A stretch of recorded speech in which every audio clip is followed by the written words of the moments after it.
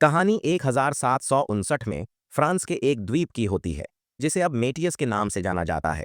यह एक क्रूर समय था जब ब्लैक पीपल को शुगरकेन प्लांटेशंस पर काम करने के लिए मजबूर किया जाता था। इनमें से एक प्लांटेशन को लार्सन नाम के एक आदमी ने चलाया था। एक दिन लार्सन ने अपने भरोसेमंद स्लेव मसाम्बा को बुलाया और उसे कहा कि बाकी वर्कर्स को और मेहनत करने के लिए प्रेरित करे। हार्वेस्ट सीजन बस 2 हफ्ते दूर था और लार्सन सब कुछ तैयार करना चाहता था।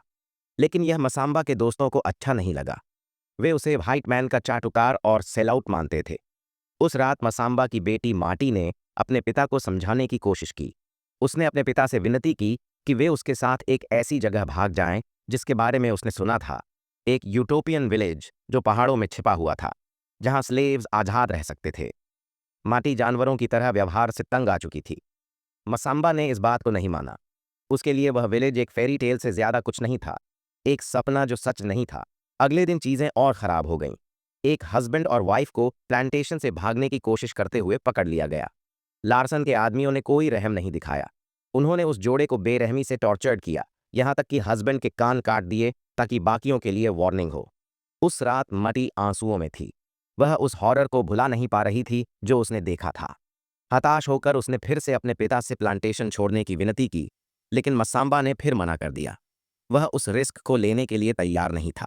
पकड़े जाने, पनिशमेंट, टॉर्चर या हैंगिंग का डर उसके लिए बहुत बड़ा था।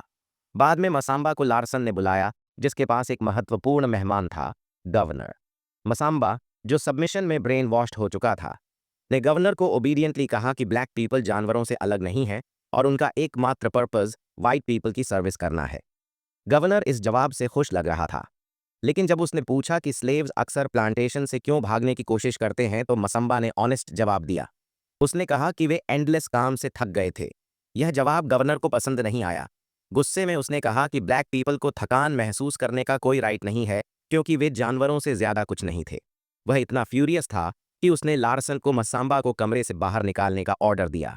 गवर्नर के जाने के बाद लार्सन ने मसाम्बा से उसके सारे प्रिविलेजेस छीन लिए। उस पल से मसाम्बा को बाकी स्लेव्स की तरह ट्रीट किया जाने लगा। उसे फील्ड्स में काम करना पड़ा और अपनी बेटी के साथ एक ही हट में सोने की इजाजत भी नहीं थी। लार्सन ने मसाम्बा की बेटी माटी को अपने घर में ले जाने का फैसला किया। जब गार्ड्स माटी को हट से लेने आए तो वह भाग निकली। मसाम्बा बहुत वरीड था। उसे डर था कि लार्सन के लोग उसे पकड़ लेंगे और उसे डेथ की सजा देंगे। अगले दिन लार्सन ने अपने आदमियों को माटी को ढूंढने का ऑर्डर दिया। उसके बेटे ऑनर ने सर्च में शामिल होने की रिक्वेस्ट की और अपने पिता से विनती की कि अगर माटी मिल जाए तो उसे पनिश न करे। कुछ सोचने के बाद लार्सन ने ऑनर की रिक्वेस्ट मान ली। इस बीच मासम्बा को टॉर्चर्ड किया गया क्योंकि उसने माटी के ठिकाने के बारे में बताने से इनकार कर दिया। चीजें तब और बढ़ गईं जब एक नोटोरियस स्लेव हंटर विक्तोर अपने 2 बेटों के साथ आई। उसने मसाम्बा को स्वीट टॉक करके माटी का लोकेशन बताने की कोशिश की, लेकिन उसने कुछ भी कहने से मना कर दिया। भले ही उसकी पीठ पर एंडलेस whipping से गहरे घाव हो गए। फ्रस्ट्रेटेड होकर विक्टोर ने माटी की करीबी दोस्त रूबा पर ध्यान दिया। उसने रूबा को थ्रेटन किया, जिसने डर के मारे आखिरकार बता दिया कि माटी पहाड़ों में छिपे यूटोपियन विलेज की ओर भाग गई थी। मसाम्बा को रिलेंटलेस टॉर्चर के बाद लॉक कर दिया गया और कहा गया कि जब तक माटी नहीं मिलती उसे रिलीज नहीं किया जाएगा। दोपहर में रूबा अपने हट की ओर जा रही थी जब उसने डॉग केज में कुछ फेंका, जिससे वह जानवर तुरंत मर गया। बाद में उस रात अंधेरे की आड़ में उसने मसाम्बा को कन्फाइनमेंट से फ्री कर दिया। मसाम्बा उसकी हेल्प के लिए बहुत ग्रेटफुल था। बिना एक पल गंवाए वह घने शैडोवी फॉरेस्ट में भाग गया। प्लांटेशन से अच्छी दूरी तक भागने के बाद मसाम्बा ने अपने सिर पर लिपटी चेन से निपटने के लिए रुक गया। उसने एक पत्थर लिया और पैडलॉक को तब तक तोड़ा जब तक वह टूट नहीं गया। डिटर्मिनेशन से भरा हुआ वह फॉरेस्ट के चेरेज अपनी बेटी तक पहुंचने के लिए आगे बढ़ा। उस रात हंट से ब्रेक लेते हुए ऑनर, जो सीक्रेटली स्लेवरी से नफरत करता था, ने विक्टोर से बात की। उसने पूछा कि क्या उसे कभी ब्लैक पीपल के लिए थोड़ी भी पेटी महसूस हुई, जो एंडलेसली काम करने के लिए मजबूर थे। विक्टोर, जो हमेशा कोल्ड थी, ने उसे ठुकरा दिया और कहा कि उसे जरा भी पेटी नहीं थी। उसके लिए ब्लैक पीपल को जानवरों की तरह ट्रीट करना ही सही था। वे व्हाइट फोक्स के लिए टूल्स से ज्यादा कुछ नहीं थे। अगले दिन जैसे ही मसम्बा अपनी जर्नी जारी रखे हुए था, विक्टोर ने उसे बिनोक्यूलर से देख लिया। बिना समय गंवाए वह और उसके 2 बेटे उसके पीछे दौड़ पड़े। भागते हुए मसम्बा एक और रनअवे से मिला जो अकेला नहीं था। उसके साथ उसकी वाइफ और बेबी थे, लेकिन उनकी लक जल्दी खत्म हो गई। विक्टोर से छिपते हुए बेबी रोने लगा, जिससे उनकी पोजीशन पता चल गई। मजबूरी में उन्हें भागना पड़ा।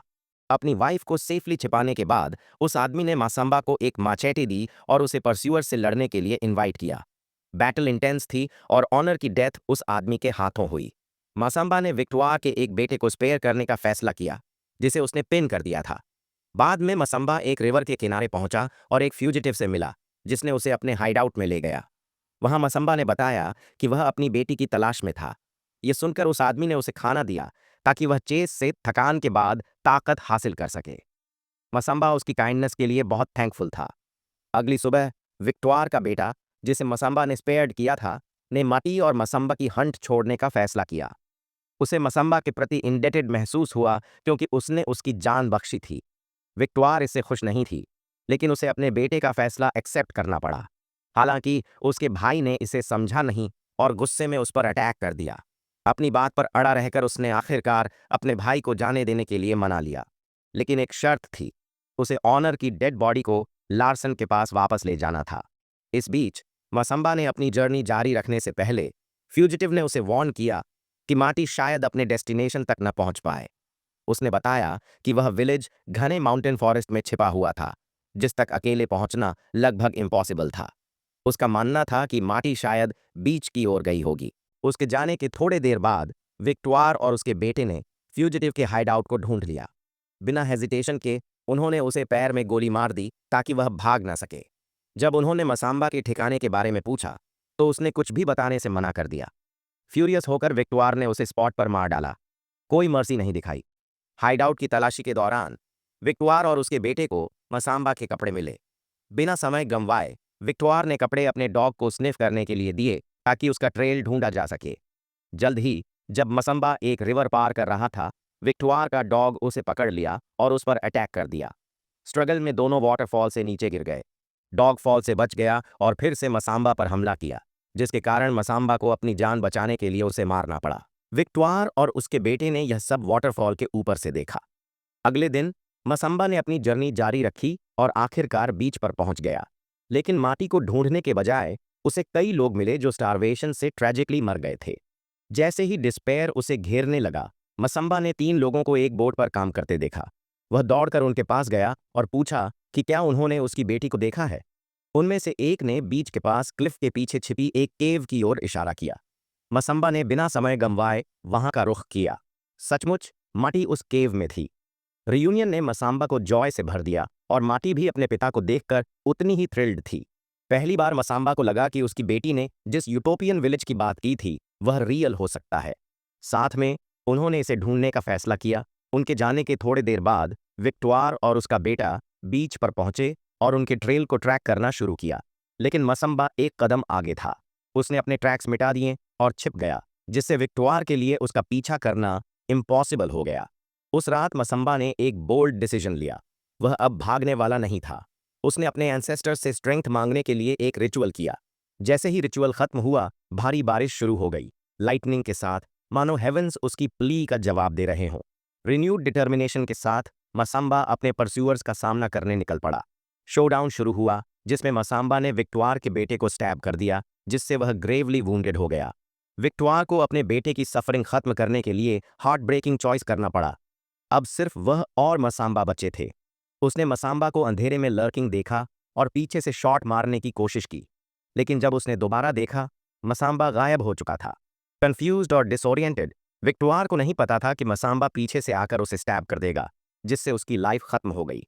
इस बीच लार्सन के घर पर एक महिला, जो माटी की मां के रूप में एंसेस्टर्स की रिप्रेजेंटेशन थी, आई और उसे मार डाला। अगली सुबह माटी अपने इंजर्ड पिता की मदद कर रही थी जब वे उस एरिया को छोड़ने की कोशिश कर रहे थे, लेकिन रास्ते में मसाम्बा कोलैप्स हो गया। माटी पैनिक में चीखने लगी, अपने पिता को खोने से डेस्परेट थी। लकीली पास की हिल्स से विलेजर्स ने उसकी क्राइज सुनी और उनकी रेस्क्यू के लिए आए। उन्होंने मसाम्बा को अपने विलेज तक ले जाने में मदद की और माटी को एहसास हुआ कि यह वही यूटोपियन विलेज था जिसे वे ढूंढ रहे थे। वहां पहुंचने पर विलेजर्स ने मसाम्बा के वूंड्स का इलाज किया, जिसमें उसकी पीठ की इंजरी भी शामिल थी। उनकी केयर की वजह से अगले दिन उसकी कंडीशन में सुधार होने लगा। विलेज में लाइफ फ्री और पीसफुल थी। विलेजर्स हंटिंग और फिशिंग से सरवाइव करते थे। समय के साथ माटी और मसाम्बा ने अपनी न्यू फाउंड फ्रीडम को अपनाया। एक दिन मार्टी ने फॉरेस्ट में एक फिगर देखा जो उसकी माँ जैसा लग रहा था। यह साइट उसे हैप्पीनेस से भर गई, लेकिन यह जॉय थोड़े समय के लिए थी। एक सुबह गवर्नर द्वारा भेजे गए ट्रूप्स ने विलेज को डिस्कवर कर लिया। वे विलेजर्स को कैप्चर करके स्टेट ओन्ड प्लांटेशन पर स्लेवरी में वापस ले जाने आए थे, जिसे पहले लार्सन मैनेज करता था। लेकिन सरेंडर करने के बजाय विलेजर्स मटी और मसाम्बा के साथ फ्रीडम का सॉन्ग गाने लगे। उनकी आवाज़ें पावरफुली गूंजीं, जिससे सोल्जर्स स्टन्ड और मोशनलेस रह गए। यह सॉन्ग सिर्फ म्यूजिक नहीं था, इसमें सुपरनैचुरल एनर्जी थी जो सोल्जर्स की स्ट्रेंथ और करेज को ड्रेन कर रही थी। उनके वेपन्स बेकार हो गए क्योंकि विलेजर्स गाते रहे। उनकी आवाज़ें हवा में एक अनयील्डिंग स्पिरिट से भर गईं। फ्रोजन इन प्लेस, सोल्जर्स बस देखते रहे जब विलेजर्स क्लिफ से कूद गए। तो दोस्तों, इसी तरह ये मूवी का दी एंड हो जाता है। अगर आपको ये मूवी अच्छा लगे है तो ज़रूर से इसको लाइक कर देना एंड चैनल को ज़रूर से सब्सक्राइब कर देना। धन्यवाद।